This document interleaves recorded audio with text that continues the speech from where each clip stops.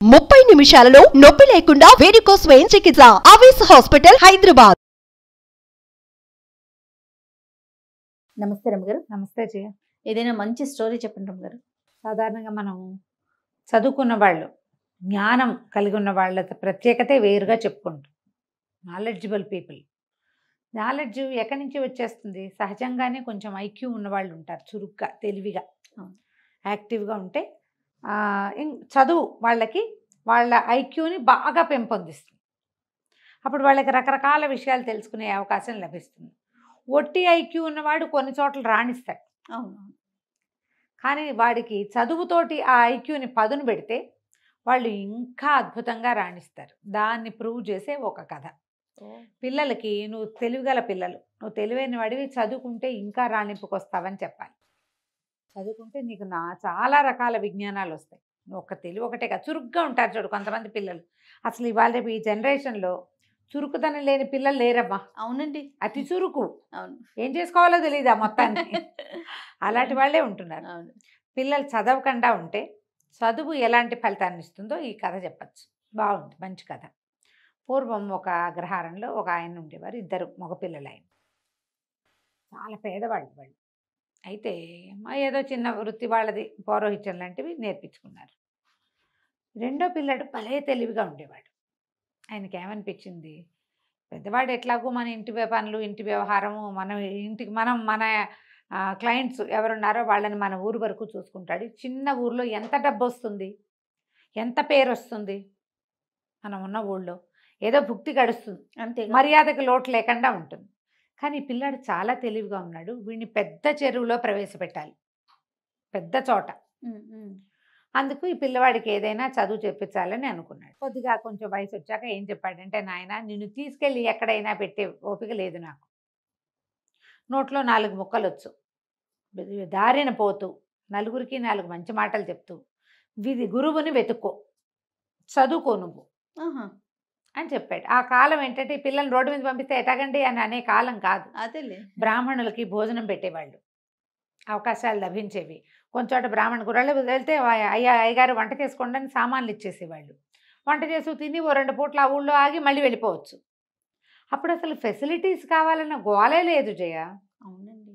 పంచలో ఒక చిన్న పంచ వరండా ఉంటే వరండాలో కాస్త పొయ్యి పెట్టుకుని, ఒక గిన్నె మట్టికుండ ఉంటే కుండతో అన్నం వండేసుకుని, కాస్త ఒక కూర చేసుకుని, కూర అన్నం వాళ్ళు మజ్జిగ ఇస్తే మజ్జిగ పోసు తింటే ఆ రోజుకి వెళ్ళిపోయింది. రాత్రికి పాలు పళ్ళు కూడా చాలు, అంత అన్నం తినేసేవారు.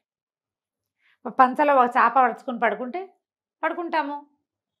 మనకు మళ్ళీ దుప్పట్లు కావాలి, రగులు కావాలి, గోలు కావాలి, ఏమీ లేవు. ఏసీలు, ఫ్యాన్లు అసలు లేవు. పిల్లోలు కూడా క్యారీ చేస్తారు తెలుసా రమ్మగారు, అదే పిల్లో మీద నిద్ర పట్టిద్దని.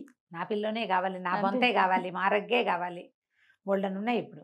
అప్పుడు జీవితాలు అట్లా ఉండేవి కాదు. ఒక విద్యార్థి 15-16 సంవత్సరాల వాడు రోడ్డు మీదకి పోయాడు ఇట్లా కట్టుబట్టలతోటి చదువుకోవటానికి. చదువుని వెతుక్కుంటూ వెళ్ళాడు. వెళ్ళగా ఒక అగ్రహారానికి చేరాడు. కాకపోతే ముందు రోజు ఎక్కడ ఆహారం లభించలే.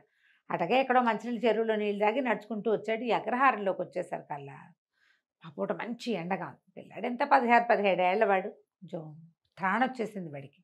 దాహం వేసి సొమ్మసిల్లి పడిపోయేసరికల్లా ఏ ఇంటి వాకిట్లో అతను పడిపోయాడో ఆ ఇంట్లో ఉన్న ఆయన గురువుగారు లోపల నుంచి బయటకు వచ్చారు. ఎవరో ఒక గురువు, ఆ ఇల్లు ఆయనది. ఆయన బయటకు వచ్చి, అయ్యో ఎవరో పిల్లాడు పడిపోయాడు, మన వాళ్ళ పిల్లాడు అలానే ఉన్నాడని లేవదీసి, వీడి చెవులకు చిన్న కుట్లు ఉన్నాయి, మళ్ళీ యజ్ఞోపవీతం ఉంది, పంచధావతి బట్టలు చూస్తే కూడా తెలిసేది కదా ఆ కాలం.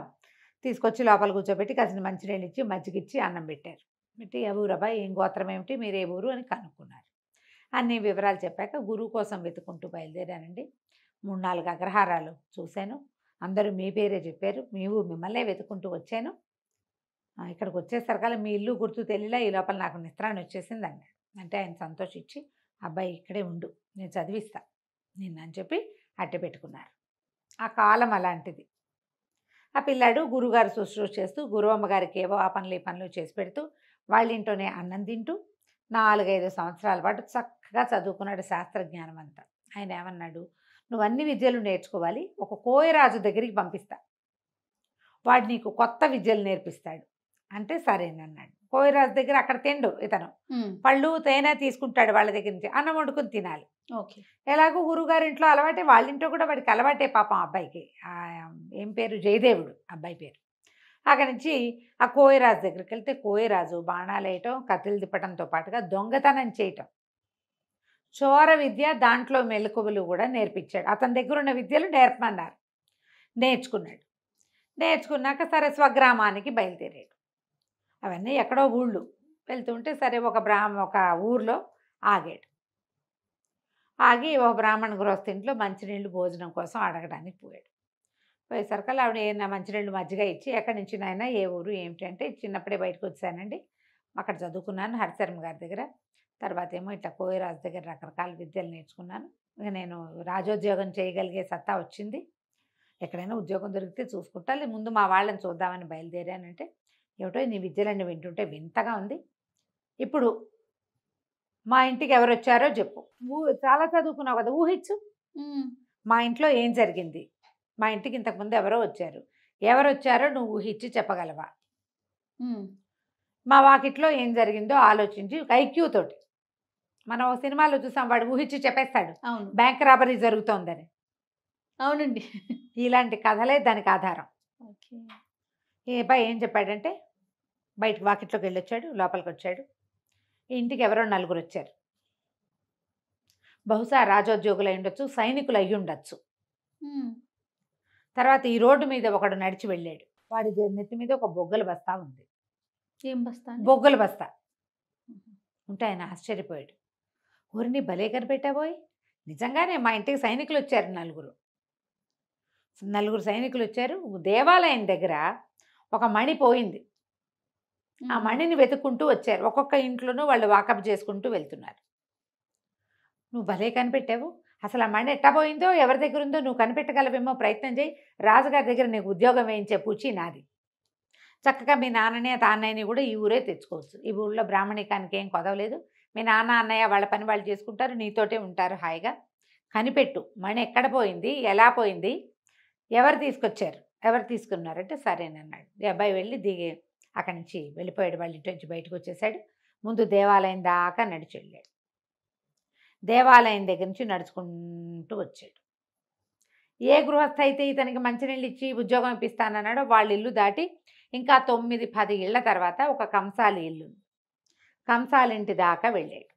అక్కడి నుంచి కంసాలి ఇంట్లోకి వెళ్ళాడు, లోపలికి వెళ్ళి బంగారము ఈ రోజుల్లో రేట్ ఎంత ఉంది, ఏదైనా వస్తువు చేయడానికి అతను ఎంత తీసుకుంటాడు, ఇవన్నీ మాట్లాడుకున్నాడు. కాసేపు మాట్లాడుకున్నాక మళ్ళీ బ్రాహ్మణుడి ఇంటికి వచ్చేసాడు. వస్తువు దొరికేస్తుందండి, నా భోజనం పెట్టించండి, నేను రాజోద్యోగులను తీసుకెళ్తానన్నాడు. ఆయన ఆశ్చర్యపోయాడు. భోజనం పెట్టారు, భోజనం వేళ అయినప్పుడు తినాలి కదా, మరి అన్నం తినేశాక మీరు రాజోద్యోగులను పిలిపించండి, సైనికుల్ని, దొంగ దొరికాడు మనకన్నాడు. అనేసరికి సరే 4 సైనికుల్ని గుడి దగ్గర ఉన్న వాళ్ళని కేకేసుకురమ్మని కుర్రాన్ని పంపించాడు. ఆయన పాలేరెళ్ళి సైనికుల్ని పిలిచాడు. మా అయ్యగారు ఏదో చెప్తామని రమ్మన్నారంటే 4 సైనికులు వచ్చారు. వస్తే వాళ్ళు మాట్లాడుకున్నారు. జయదేవుడు అన్నాడు, దీని తర్వాత 9 ఏళ్ళ తర్వాత కంసాలి వెళ్ళింది కదా, కంసాలేనండి దొంగ అన్నాడు. ఈ రాజోద్యోగులు వీళ్ళు సైనికులు అన్నారు, అటగాదు బాబు, అందరి ఇల్లు సోదా చేసాం, ఇప్పుడు నువ్వున్న ఇల్లు సోదా చేసినట్టే కంసాలి ఇల్లు కూడా సోదా చేశాము, వాళ్ళ ఇంట్లో ఎక్కడా కనపడలేదు, అన్ని పెట్లు గిట్లు అన్నీ చూసాం అనేసరికి నాతో పదండి నేను చూపిస్తా అన్నాడు.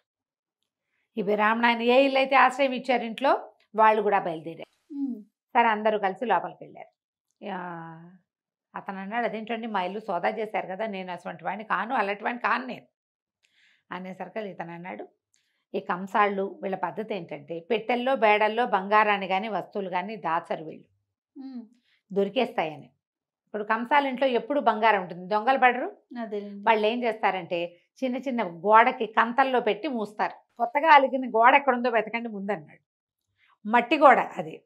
ఇప్పుడు రోజు అలకరు కదా, కొన్ని చోట ఇట్లా ప్యాచ్లు కనపడతాయి, ఆ ప్యాచ్ ఉన్న చోట తడి ముట్టుకుని చూసి ఇదిగో తడిగా ఉంది ఇక్కడే అంటే అక్కడ తవ్వేసరికి దాన్ని ఇట్లా కొట్టేసరికి మణి బయటపడింది. వాళ్ళు ఆశ్చర్యపోయారు, ఈ బ్రాహ్మణ ఆయన ఆశ్చర్యపోయాడు, ఆ గృహస్థు కూడా. మణి తీసుకున్నారు, కంసాలని పట్టేశారు. పట్టేశాక బయటకు వచ్చాక ఆయన అడిగాడు, ఎట కనిపెట్టావయ్యా అని. దాందేముందండి, దేవాలయం దగ్గర మణిపోయింది, దేవాలయం దగ్గర ఎక్కడ మణిపోయిందని మీ వాళ్ళు చెప్తున్నారు, మణి మిస్ అయిందని. అక్కడ ఒక చిటికెడు బొగ్గు పొడి రాలి ఉంది. ఆ తర్వాత దారంతా బొగ్గు పొడి రాలింది. ప్రతి చోట వాడు బ్యాగులోంచి రాలుతూ ఉందంటే ఆ దారిని వెళ్తున్నాడు. తర్వాత ఎక్కడైతే బొగ్గుపడి రాలి ఉందో అక్కడ అడుగులు నిదానంగా వేసినట్టు, మధ్యలో ఒక్క అడుగు వెనక్కి వేసినట్టు కనపడుతుంది. తను ఎవరినైనా వెంబడిస్తున్నారేమోనని వెనక్కి తిరిగి చూశాడు ఆ బొగ్గులు బస్తా పట్టుకున్నవాడు. నేను కంసాల వాళ్ళ ఇంట్లోకి వెళ్ళినప్పుడు వాళ్ళ వాకిట్లోకి, ఇప్పుడు రోడ్డు మీద కాకుండా వాళ్ళ వాకిట్లో కూడా బొగ్గుపడి వెళ్ళింది. వాళ్ళ ఇల్లంతా పరిశీలిస్తే ఒక మూల బొగ్గుల బస్తా కనపడింది. ఖచ్చితంగా అతను తెచ్చి ఉండాలి. అతను ఏం చేశాడు, మణి ఎక్కడ దొరికింది. దొరకగానే మణి చేత్తో పుచ్చుకొచ్చినా జేబులో వేసుకొచ్చినా అంతది తెలిసిపోతుంది.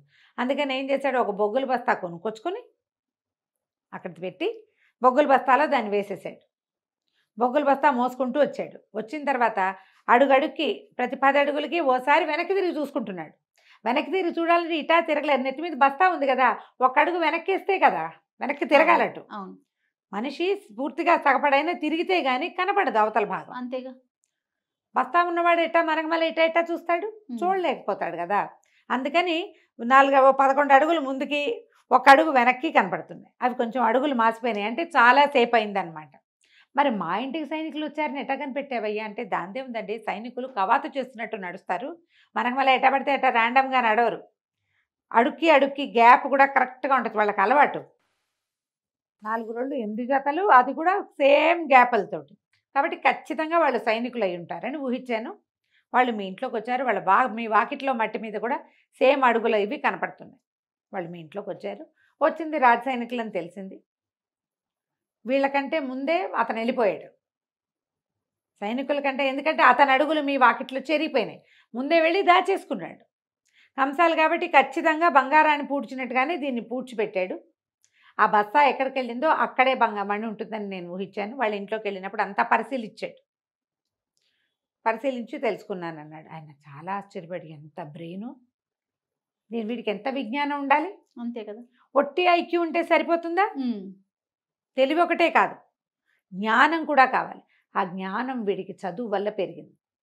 ఆయన రాజుగారి దగ్గరికి తను తీసుకెళ్ళాడు జయదేవుని. మాకు తెలిసిన వాళ్ళ అబ్బాయి, వీడు చాలా తెలివైన వాడు, హరిశర్మ గారి దగ్గర చదువుకున్నాడు, తనకి రాని విద్య లేదు, మీ దగ్గర మంత్రిగా ఉంచుకోండి అని చెప్పి రాజుగారికి సిఫారసు చేసి జయదేవుడిని మంత్రిని చేశారు. తర్వాత వాళ్ళ అన్నయ్యని వాళ్ళని తెచ్చుకున్నాడు. నిజంగానే ఆ మణి చక్కగా ఎలా పోయిందో అలాగే 3-4 గంటల వ్యవధిలో చక్కగా దొరికేసింది. కథ కంచికి మనం ఇంటికి. చాలా బాగుంది రమ్మగారు. నమస్తే. నమస్తే.